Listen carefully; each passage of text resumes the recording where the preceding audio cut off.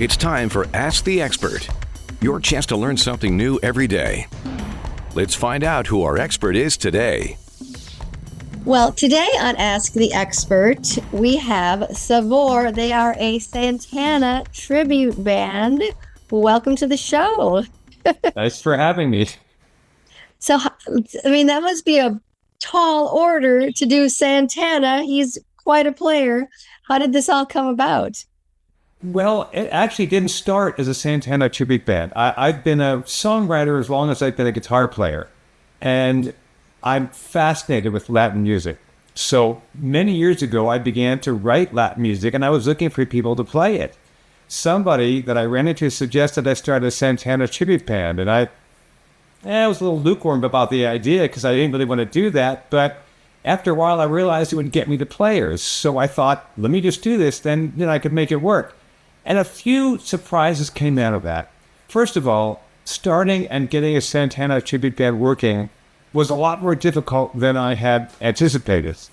Second of all, I did get the guys and we did record the album, but the advantage was that since we were doing gigs, I could test the songs I was writing live. So my process was, if we played it live and people didn't react positively, then I had to go back and rework it until it was better, until I did get people to react. So it was a really good proving ground for the songs. But third was that I didn't anticipate how much fun it would be to play in a Santana tribute band. And as a result, I got a lot more appreciation for what he and his band have done over the years. And so all around, it's been a great experience. So we've done gigs all over California, Arizona, Nevada. Last weekend, we flew to Orlando for a tribute band show there. So it's been quite a run. I feel like maybe you guys started this before tribute bands were like a big deal. Like, my friends are in Caress of Steel and they were doing Rush before it was tribute bands are everywhere. So you guys are kind of OGs on this a little bit, which is pretty cool, It definitely has grown to a tremendous amount this week because we've been doing it for 24 years now. Wow. Yeah. I know. You could pinch me. Now, have you ever encountered Carlos himself? This is an odd story, and it's very possibly apocryphal, so I would take it with a grain of salt. But years ago, we were playing a show, and some guy came up and talked to me during the break and said he was Bill Graham's son, the famous concert promoter up in San Francisco, and that he'd grown up around everybody, including Carlos, and he had his number. And I said, oh, wow, that's really nice. And he goes, I'm going to call Carlos while you're playing. I said, yeah, right. So afterwards, he said he claimed, I can't verify this, but he claimed he had called Carlos and put the phone up for a few minutes and then asked, what did he think? And Carlos said, they'll do. Which, if it really happened, is probably high praise coming from him. But I have no way of knowing whether this actually happened or not. Hey, that's a brush with greatness. I like that. That's a great story. Small brush. So where has this journey taken you? All over the globe? I know you've played places like Cathedral City, but in lieu of that, what other places might have you been? The bulk of our shows have been all around Southern California, everywhere from down in San Diego all the way up to, like Santa Barbara area, and then out in the east in the desert. But we've also done casinos in Arizona and Nevada and a few other places. The first show we did where we actually took a plane was a couple of weekends ago where we played in Orlando.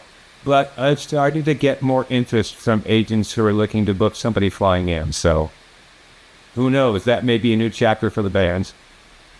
And finding musicians that have the caliber to play Santana's music, that's a tall order. He's very, he's Carlos Santana, for goodness sake. He's a wizard on guitar. How did that, and all the percussion, that would be challenging too. Where did these stars come from in your band? It's been quite a long trail we've gone. So in 24 years, I've probably gone to 50 or 60 different musicians. With people coming for a while, they'd be an issue, they'll leave. And the band we've wound up with now, I'd say overall is the best combination we've had. And I always try to up it.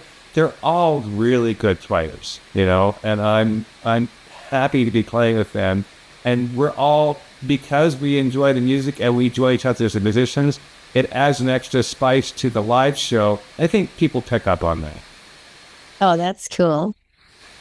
Uh, what was the audition process like? Did you throw them at, Black Magic Woman, or what did you make them play when you had to find all these new people? There's lots of songs. Or you have to have them pick the one. You come in with your best Santana. The interesting thing about Santana is it's not as technically hard as people think, but it's hard to do it right. There's a lot of people that play it, but playing it with the same sort of flavor that the actual band has is difficult. And that's what I've always striven for, is finding people that can get those little nuances. Like our keyboard player, who's the only one besides me that's been in since the beginning, he actually does all the keyboard solos note for note. And I've checked out every other Santana band that I have never seen anyone where they get it as exact as we do. We just really, I think to say, but we're anal about it. Well, I think like people that come to see you, there's going to be the ones that know the hits, and then there's going to be that handful of super Santana guys that are waiting for that. He's going to get this. Is he going to get that note? Is he going to hit that one timpani or whatever? Yeah. Unless I'm having a really bad note, I will hit every note. Oh, that's so great. Are there certain songs? I mean, how do you do this playlist? Is it always the hits in this, or do you sometimes, depending on where you're at, incorporate different styles of Santana, different songs that maybe someone might want versus, just the big songs, That's a great question. We always play, there's a core group of about 10 hits that everyone knows. Everything from, Evil Ways off the first album to the most recent one. We actually do Game of Love, even though we have all male singers. These guys kill it. And so if there's a verified hit, and like I said, there's about 10 of them, we always do those, their signature song. The rest of them, we try to throw in cuts that we like or that people may have heard. Everybody has a favorite song or one they want. We try to play all of them, but he has a lot of songs, so we can't always get everything everybody wants, but we do the best we can. So, I mean, let's just pretend Rob Thomas just happened to be at a park somewhere one day when you're playing, wanted to come up and join you for Smooth. You'd be like, come on, Rob. Come on up, Rob. Of course. Hey, this guy looks like Rob Thomas. It's Rob Thomas. What's he doing here? Could you imagine? I couldn't, but you know what? Who knows? Stranger things that happened. I mean, the one guy was in a Judas Priest cover band, and then he joined Judas Priest, and the same with Journey, so anything could happen. Well, look at Arnold Pineda in Journey. Same thing, right? Yeah, exactly. Discovered him on YouTube. And then my good friend August, he is Tommy Shaw in Dennis DeYoung's band, August Zadra. Dennis's sons found him on YouTube and went, this guy looks like Tommy. Oh my God, he's so good. He can play all the songs. And I'm sorry, he's playing with the real Styx or with the Styx tribute band? He's playing with Dennis DeYoung when Dennis tours. Okay. Yeah, because there's Dennis and then there's Styx. It's like a whole thing. I'm aware of the season. Yeah, it happens with bands sometimes. What do you think it is about Santana's music that is just crosses so many genres and borders and ages of people and little kids to grandparents? Like, what is his thread in there, you think, that does that, I think there's a couple of things. Certainly, a huge factor is the Latin rhythm. There's something infectious about Latin rhythm that gets to people and makes them want to dance. One of the ways I explain it, that particular facet, is like you're running and you start to trip, and in order to stay in balance, you have to keep pushing your feet forward to stay up with your torso. That's kind of like Latin music, because the beat sort of is skippy like that. It just sort of it forces you to move, and it is very infectious. But the other thing is Carlos's playing. It's deceptively simple. He's a good guitar player, and he's got a great sense of melody, and it's approachable enough that even though he's playing like a guitar hero, people can understand it and they can relate to it. And I think that's a big part of it.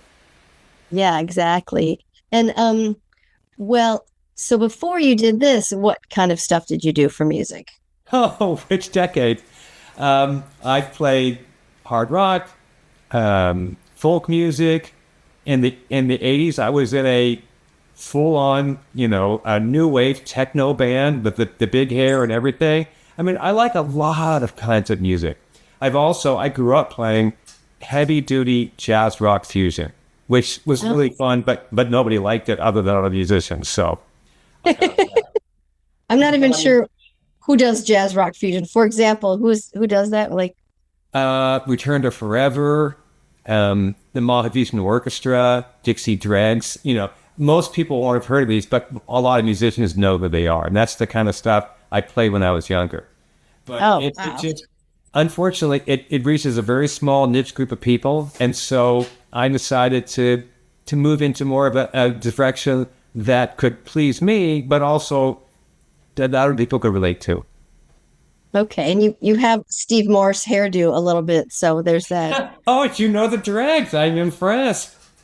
Steve Morse is. I knew him because he was in Kansas. Okay, I'm that weirdo, but anyway. Deep Purple, dude. Don't forget that. And he plays the NAMM booth at NAMM at the Ernie Ball booth with Paul Gilbert every year. The highlight of my NAMM convention. He's a great player. I love his style. Wonderful. Savor is the band, the ultimate Santana tribute. They've been doing it for many, many years, so they've got it down pat, and they're going to be playing. My gosh, you're coming to our neighborhood. You're going to be at Fillmore Town Theater in Fillmore. Huge deal for Fillmore on May 16th. Correct. That's going to be great. Fillmore's a cute little place. A lot of people are going to love that. Love it. We played there last year, and it's a beautiful theater. We really enjoyed it. We couldn't wait to come back. Oh, good. And then also, even closer to home as well, we've got Camarillo, the concerts at Pleasant Valley. That's going to be July 11th. Yeah, we played there a couple of years ago. And again, lovely gig. The place, they said it was more crowded than it had ever been. There were people putting out their chairs at like 7 in the morning for our show. And it was a really cool gig. We enjoyed that too. Now, not to, spoiler alert, but how do you start? Like, what song do you come out with? Of all the Santana songs, you got to get these people in it to win it. Like, what do you play? Jingo. Jingo is a song that not everybody knows, although it may sound familiar because of the beat. It's bump, bump, bump, bump, bump, bump, bump, bump, bump, bump, bump, bump. It really gets the crowd pumping right away. So we always open with that. Okay, that makes perfect sense. It's also one of my favorite Santana songs because I love really complex music. And this is a song that's not 3 chords, not 2 chords. It's 1 chord. No. And then it absolutely mystifies me, but they make it work and make it fun and interesting. Based on what you just hummed, I'm going to guess, is it A or E? B minor. Oh, I almost went to B minor. Okay. I don't know if I was singing that or not. I'm not sure. The Sheryl Crow chord. Okay, I know that chord. Okay. Sure. So tell me about a gig at a nice, beautiful venue where there's catering, and then you do the outdoor band shells. How does one prepare for the elements, 22-mile-an-hour winds today? How are we going to navigate this on stage? You've got 8 guys in the band, We've seen a lot in 24 years. In fact, the gig we just did in Florida, they put us on last because we were the headline band. Unfortunately, it was a long festival. We went on at about 10:15, and it was 48 degrees when we started and getting colder. But we did it. If you've watched videos from the store, see pictures, it looks like we're having the time of our lives, and we were all freezing our little toddy waddies off. I know people would not think Florida can be. I lived in Florida in the 80s, and I was like, yeah, it can get chilly, out of nowhere. But very warm. Our attitude is the show must go on. We're there, and when we go out, we're fully committed. Right, way to go. Let's see, what else can I ask you about? And how'd you pick the name for the band? What's the story behind that? There is, and I'm in business, and besides the band and marketing, and there's 2 rules about picking a name. If you see it, you should be able to spell it. If you see it, you should be able to pronounce it, and if you hear it, you should be able to spell it. And Savor is neither. And in fact, it's not a Spanish word. It's a song on the first album, and I'm looking back later, I realized the song was probably Savor. but we pronounced it Savor to make it sound Latin, and now we're stuck with it. We can't really change it. It works. It works. The So logo. far, so good. Yeah, your band logo is kind of spicy looking. So Thank you, I think. now, is there a particular one or two? I know you got to be able to pick one. Which Santana songs in the set where you're like, oh, here I'm gonna rock this place. Watch me, kids. I'm gonna nail this one. Like, is there ones where you just shine, where it's like that's your moment, There were a few because he plays a lot of leads, and I cover all of them. One of the ones that's really cool is Europa. The version we do, there's a lot of versions, but we do a version that was from a live show, and I open with a little improv that I came up with to lead into it. So that part's fun. Also, the song Guajira, that was also from a live show, and when I learned it, the solo sort of has two different parts to it, and I thought it was Santana on two different nights. They put them together. It turns out that the first half was Carlos's brother Jorge, and the second half was Carlos. And we played one time with Malo, which is Jorge's band, and so he got to see me play his solo from Guajira, and that was really cool. Oh, that's so cool! Right on. There's a band, I think they're called Corazon de Maná. They're a Maná cover band. So have you ever played with those guys? That might be a cool bill. That would be a great bill. No, although we do the Maná Santana song, Corazón Espanado. Okay, nice. And I'm guessing at your shows, little kids run up to the front, like if it's at a park, a band shell show, and they're just spinning around, and that must be fun to watch, I'm assuming. Sometimes, if it's a family event, especially if it's during the daytime. Yeah, that's what I'm thinking. Like, little kids like, oh, like a dance daddy. Yeah. Like. And it makes it entertaining for us just watching them. And then you guys have some original songs. What can you tell us about those? Those are the reason I originally started the band, and it took a few years to put together the material because I was learning about how to use Latin percussion and how it fit in, and the fact that there is no electric guitar in most Latin music. It's all horns and keyboards, so I had to arrange it so that the guitar would be prominent. But we did produce an album, and we sold several thousand of them at shows. We still have CDs, but nobody listens to CDs anymore. So we're on all the streaming platforms, iHeartRadio and Spotify and Apple Music and all that. So that's our stuff. That's great. We'll do a song or two every show. We'll do one of our songs.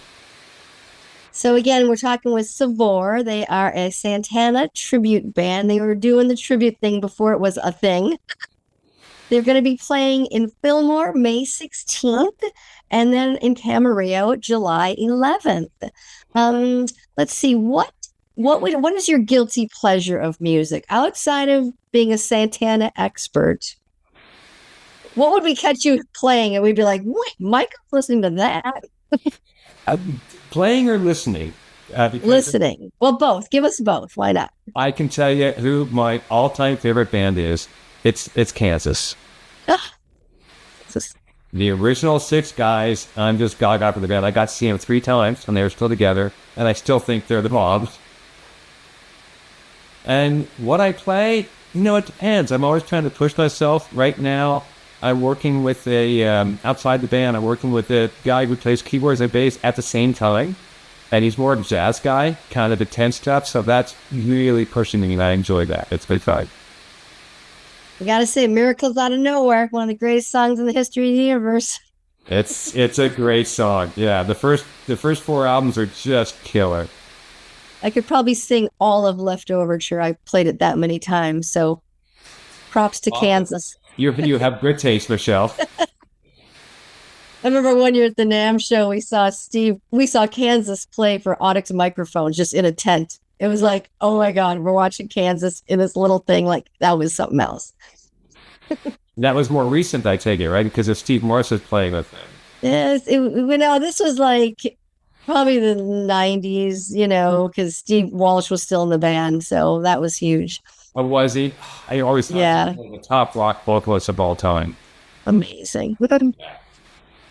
Let's see. So the Santana, Maria Maria, Smooth. Like, how popular are those songs when you put them on? Because that's where the mainstream was like, this guy. They might not have. I mean, that blew Santana up like no one's business. Like, that was crazy when that record came out. Supernatural in 1999. That's right. It basically recreated Santana. He was fading, you know, but that brought it back. And yeah, we do 3 from that: Maria Maria, Corazon Espinado, and Smooth. And they all go over really well. People love those songs. Yeah, that's I worked at Casey Kasem when that record came out, and that was all we wrote about for 3 years. How many times? It was crazy. I know. It's almost like a phenomenon. So that's why I'm wearing my Rockline hat. I was like, how many times was Santana on Rockline? A million. Was he? Okay. Always a go-to guest with Bob Coburn, that's for sure. Yeah. Cool. Right. Okay, well, we look forward to seeing your shows, and thanks for coming back to Fillmore Theater. That's gonna be great for them. The Fillmore Town Theater. That's gonna be May 16th. Camarillo, July 11th. Savor, Ask the Expert, the Santana expert. Michael was here today, so thank you so much for being on Ask the Expert.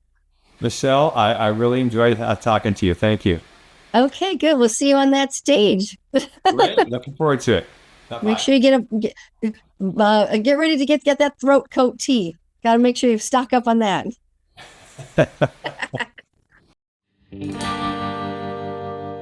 Moviéndote, moviéndote, gózalo, moviéndote, moviéndote, moviéndote, gózalo, moviéndote. Vengan mis amigos, vamos todos bailando, nunca pararemos, nunca pararemos.